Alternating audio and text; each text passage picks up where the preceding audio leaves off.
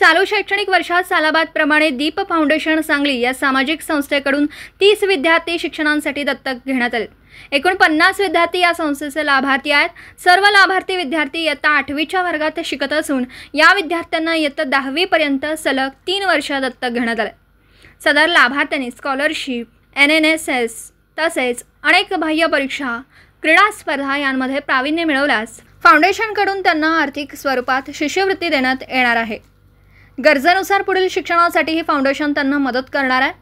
सदरची माहिती संस्थापक अध्यक्ष श्री दत्तात्रय हिप्परकर यांनी दिली। जनसेवा हीच खरी ईश्वर सेवा या उक्तीप्रमाणे गरजू, अनाथ व होतकरू मुलांना शिक्षणासाठी दत्तक घेऊन त्यांना शिक्षणाच्या प्रवाहात आणण्याचे कामही संस्था करते। सदर कार्यक्रमात दत्तक विद्यार्थ्यांना वर्षभर लागणाऱ्या सर्व शैक्षणिक साहित्याचे वाटप करण्यात आले। श्रीम विद्या सूर्यवंशी यांनी विद्यार्थी व पालकांना मार्गदर्शन केले।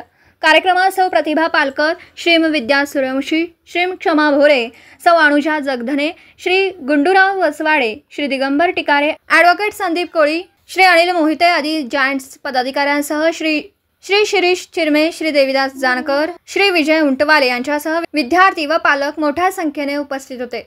सदरचे कामकाज फाउंडेशनचे संस्थापक अध्यक्ष श्री दत्तात्रय हिप्परकर, उपाध्यक्ष सुरेश पाटील, सचिव डॉक्टर प्राध्यापक बाळासाहेब कोटरगी, प्राध्यापक सौ सुप्रिया पाटील झांबरे, सौ जया जोशी, श्री कलगोंडा पाटील, श्री प्रदीप पाटील, डॉक्टर विशाल आकुडे, श्री आनंद जगधने, सौ वैशाली मोहिते, श्री विवेक नाईक यांच्यासह सर्व पदाधिकारी व सदस्य पाहत आहेत। सदर कार्यक्रमाचे सूत्रसंचालन श्रीम क्षमा भोरे यांनी केलं।